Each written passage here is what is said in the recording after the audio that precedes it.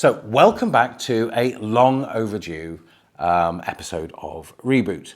And a lot to share with you in this video about some changes that I've made in my life, including moving into a new house and why we decided to do that.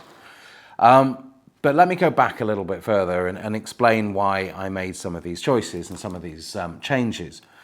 So when I moved out to Cambodia in 2018, it was on the back of feeling burnt out. It was, and I don't talk a lot about my backstory, but I was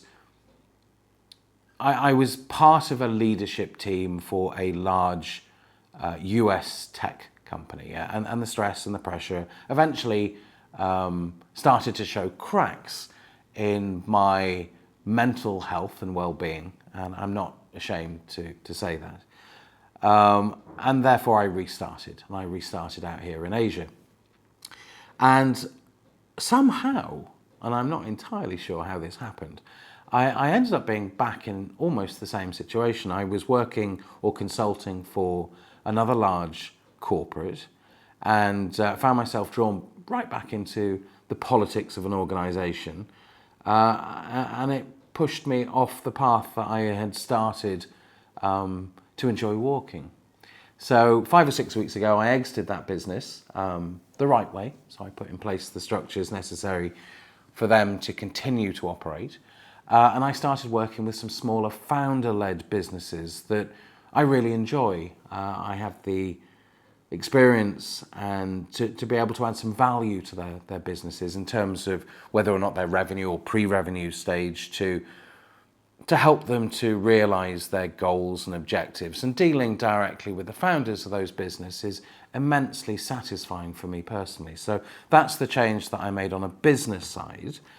But I also made some structural changes in terms of my life and trying to put myself in a situation where I wouldn't be financially exposed should something go wrong. And yeah, it was kind of, I think these things happen for a reason, right? So we're kind of put in a situation where we are forced to admit that something is wrong. And then we sort of work backwards from that and say, okay, if I don't have this income, how will I be able to live my life? So even though the income side of things hasn't greatly changed, I've still put in place the structure that should something happen, I'll be able to remain in country, comfortable with a roof over my head. So I found a new house, and I'll take you on a tour of that. I also made a decision consciously to step away from social media. I was finding myself drawn into this conflict, the conflict between Cambodia and Thailand at the border, and all of the negativity and hostility that has spun out of that conflict. And I was watching content from creators that was very obviously designed to incite and to provoke. So I took a step back from that, and I felt far more grounded since I have removed myself from that situation. And I'm really looking forward actually to having a conversation with a friend of mine locally, Lee, who will discuss perhaps the bigger picture, because I genuinely believe that much of this conflict, whether it be Cambodia, Thailand, whether it be the UK, whether it be Europe, whether it be the US, much of this conflict is by design. It is designed to divide us as people rather than unite us. And it's a way of controlling us as people. And I'll dig into that with Lee on another video that I'm very much looking forward to creating with him. So what else has gone on? What other changes have? Yeah, I mean that's quite a lot. We've moved house. I've restructured the business. I've walked away from a corporation, and I found myself back on a path of happiness, which I firmly believe is the only measurement of success in this world. And I think that's pretty much the last 5 or 6 weeks. But I'll take you on a tour of this house. I'm going to have a little tidy up before I video that part, so we'll come back to that in a minute. But yeah, I'm loving being here. I'm not a big believer in feng shui, but I would say that the energy in this place is far more conducive to the happiness that I'm looking for.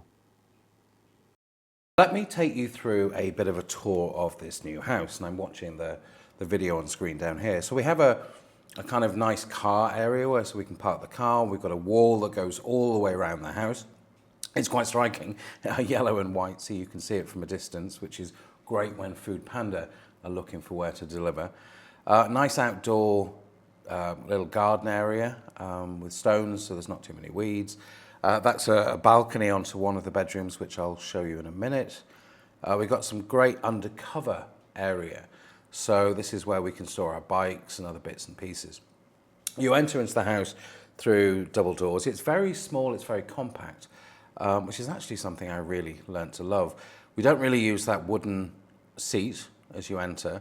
Instead, we bought that giant bean bag, which is a little bit more comfortable.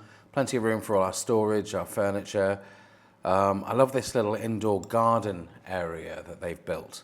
And that sign apparently says, "I love Siem Reap." So there's two bedrooms. That's the first, and we'll come back into that in a minute.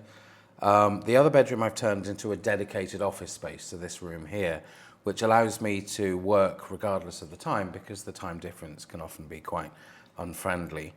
Bathroom, and there's another one exactly the same in the other bedroom, but I'm not going to take you into. And this is the main bedroom, or this is the bedroom that we use. We've got the double doors overlooking that little garden area at the front, which is great. So we get some fresh air into the room. And the other thing to mention just before this video cuts off is there's a kind of moat that goes all the way around the house, which is great for little fish and frogs and wildlife. But that's it, that's the house.